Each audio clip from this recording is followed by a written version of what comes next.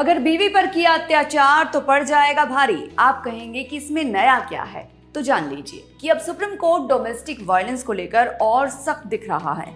दरअसल सर्वोच्च अदालत ने कहा है कि घरेलू हिंसा सिर्फ पारिवारिक झगड़ा नहीं है, बल्कि समाज में फैली एक बीमारी है। चलिए डिटेल में जानते हैं कि कोर्ट ने क्या कहा है और इसके क्या मायने हैं।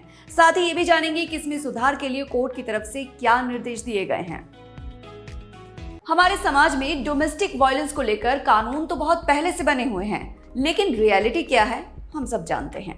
कानून कड़े हैं, वक्त और जरूरत के मुताबिक उनमें संशोधन भी होते रहते हैं, लेकिन रिजल्ट किसी से छुपा नहीं है।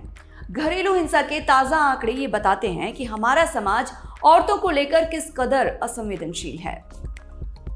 सुप्रीम कोर्ट ने अपनी टिप्पणी में कहा है कि घरेलू हिंसा महज एक छिटपुट घटना नहीं है, बल्कि यह हमारे समाज के गहरे पितृसत्तात्मक ढांचे यानी कि पैट्रियार्कल ऑर्डर का नतीजा है। और कोर्ट की ये टिप्पणी 100% सही है। हमारे समाज की बुनियाद में ही पितृसत्ता है, प्रॉपर्टी से लेकर प्रायोरिटी तक और अधिकारों से लेकर आजादी तक। समाज के हिसाब से तो सब कुछ पुरुषों के लिए ही है।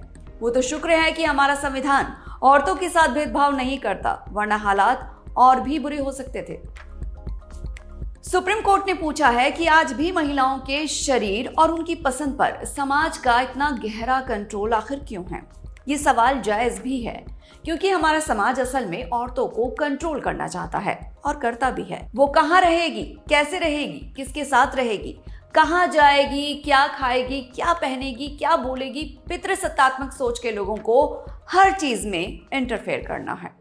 एक औरत अपने फैसले खुद ले, अपनी जिंदगी अपने हिसाब से जिए, ये इन लोगों को कतई मंजूर नहीं है।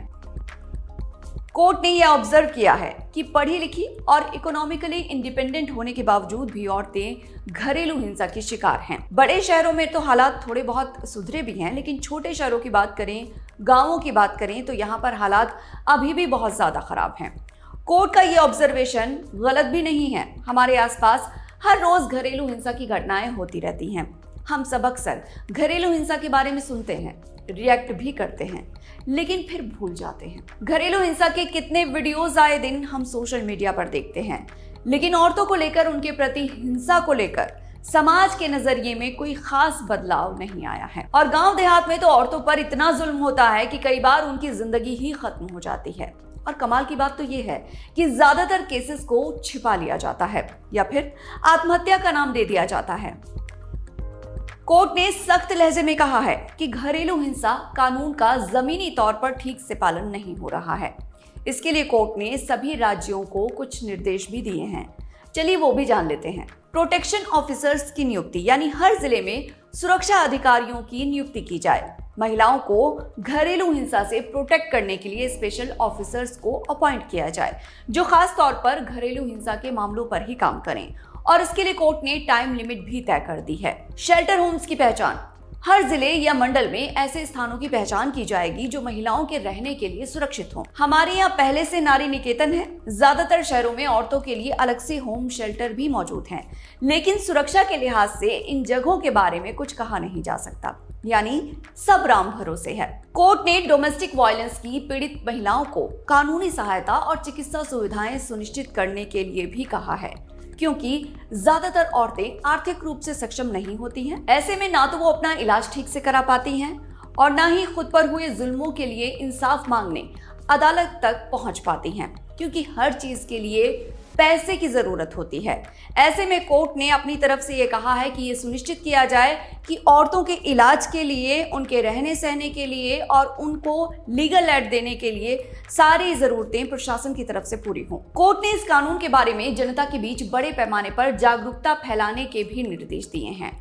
कोर्ट का मानना है कि हर औरत को ये कानून पता होने ही चाहिए, ताकि जानकारी के अभाव में वो चुप ना रहें। कोर्ट ने कहा है कि मजिस्ट्रेट को ये सुनिश्चित करना होगा कि डोमेस्टिक वायलेंस के मामले में राहत जल्दी मिले, ताकि पीड़ित को ज्यादा इंसाफ के लिए इंतजार ना करना पड़े।